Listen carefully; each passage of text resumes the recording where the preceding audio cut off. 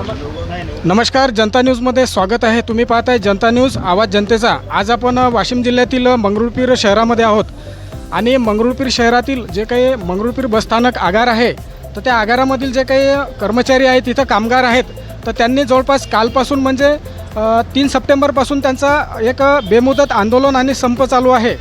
तर जवळपास हा संप आणि हे आंदोलन कशासाठी आहे किंवा त्यांच्या काय काय मागण्या आहेत, तर ह्या आपण त्यांना विचारण्यासाठी आलो आहोत. तर आपण या संघटनेचे जे अध्यक्ष आहेत, तर त्या अध्यक्षांशी आपण बातचीत करूया आणि त्यांना विचारूया की नेमकी त्यांच्या काय मागण्या आहेत. तुमचं स्वागत आहे आमच्या चॅनलमध्ये. नमस्कार. प्रथम तुमचं नाव सांगा.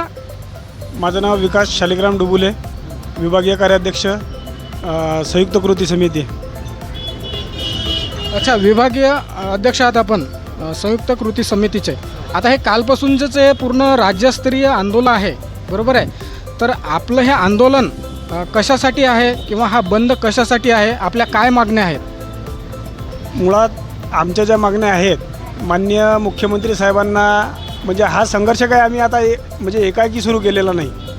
आम्ही सर्वप्रथम माननीय मुख्यमंत्री महोदयांना 2021पासून सातत्याने कर्मचारी प्रश्नावर निवेदन देत आहोत. वेळोवेळी त्यांना एस टी कर्मचाऱ्याच्या प्रलंबित प्रश्नाची जाणीव करून देत आहोत, पण कुठंतरी त्या मागण्या पूर्ण होत नव्हत्या.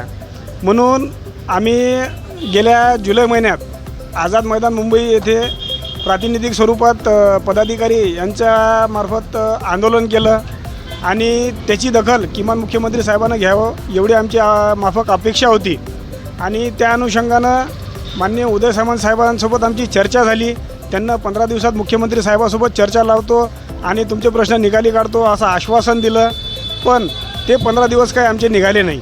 म्हणून पुन्हा ज्या एस टीमधील 13 संघटना आहेत, त्यांची एक संयुक्त कृती समिती स्थापन करून महामंडळातील सर्व कर्मचारी जे संघटना आहेत 13, त्यांनी पुन्हा माननीय मुख्यमंत्री महोदय यांना 9 ऑगस्ट 2024पासून संपूर्ण राज्यभर धरणे आंदोलन करण्यात येईल अशी नोटीस दिली होती.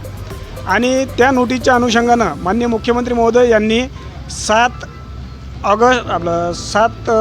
ऑगस्ट 2024 रोजी सह्याद्री अतिथीगृह इथं बैठक घेतली आणि त्या बैठकीत एस टी कर्मचाऱ्याच्या प्रश्नावर वित्त सचिव, एस टीचे उपाध्यक्ष तथा व्यवस्थापकीय संचालक आणि अतिरिक्त परिवहन सचिव यांची कमिटी नेमून त्यांना 2 बैठका 8 दिवसाच्या आत घ्या आणि 20 तारखेपर्यंत अंतिम तुमचं जे मसुदा आहे ते माननीय मुख्यमंत्रीकडे सादर करायचा आणि 20 तारखेला त्याच्यावर माननीय मुख्यमंत्री घोषणा करतील असे त्यांना लेखी आम्हाला कळविलं होतं.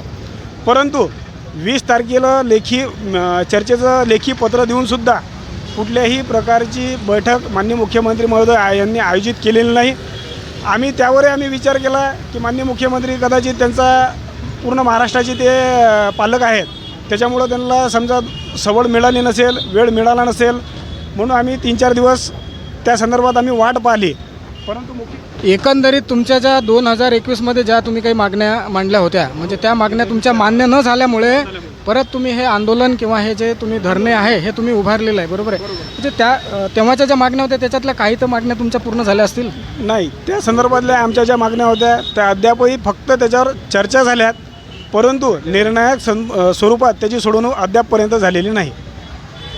इथे जे कर्मचारी वर्ग आहे, त्यांचं जे चालक आणि वाहक आहेत किंवा जे काही कामगार आहेत, तर त्यांचं म्हणणं असं आहे का 2021मध्ये जे त्यांनी संप पुकारला होता किंवा जे आंदोलन होतं, तर त्यावेळेस त्यांच्या ज्या मागण्या होत्या त्या मागण्यापैकी एकही मागणी मान्य केलेली नाही आहे शासनाने. तरी आता यांच्या ज्या मागण्या आहेत तर त्या शासनाने पूर्ण कराव्यात. नमस्कार, तुमचं स्वागत आहे आमच्या चॅनलमध्ये. आता काय सांगणार सर, कालपासून राज्यव्यापी संप आहे पूर्ण महाराष्ट्र राज्यामध्ये, तर आता आपल्या आगारामध्ये एकूण किती बस आहेत आणि एकूण कर्मचारी किती आहेत याबद्दल आपण काय सांगणार? मंगरुळपीर आगारामध्ये एकूण 34 बसेस आहेत. त्यापैकी 32 बसेस ह्या आज आगारात जमा आहेत कालपासून. जो कामगारांनी जो संप पुकारलेला आहे, हा राज्यव्यापी संप पूर्ण जवळपास महाराष्ट्रात अशीच परिस्थिती आहे. तरी आम्ही काल सकाळपासून बसेस काढण्याचा प्रयत्न केला. सर्व चालक वाहकांना यांना आवाहन करून की बा एस टीचं अतोनात नुकसान होत आहे, प्रवाशांची गैरसोय होत आहे, तरी आपण कामगिरी यावे.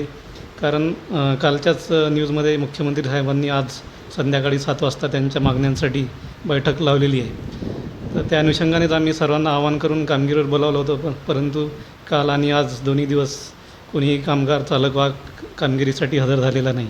त्यामुळे प्रवाशांचे आणि एस टी महामंडळाचे अतोनात नुकसान होत आहे. सरांचं म्हणणं आहे की लोकांचे तर सध्या हाल होतच आहेत, परंतु जे एस टी महामंडळाचा जो तोटा आहे तो जवळपास लाखो रुपयाच्या घरामध्ये गेला असेल, बरोबर आहे. आणि हा तोटा न व्हावा किंवा प्रवाशांचे हाल न व्हावे सर, यासाठी आपल्याला काही उच्च स्तरावरून काही प्रशासकीय यंत्रणेमार्फत आपल्याला काही असं सूचना किंवा असे काही आदेश आले का म्हणजे काही मार्ग निघाला आहे का?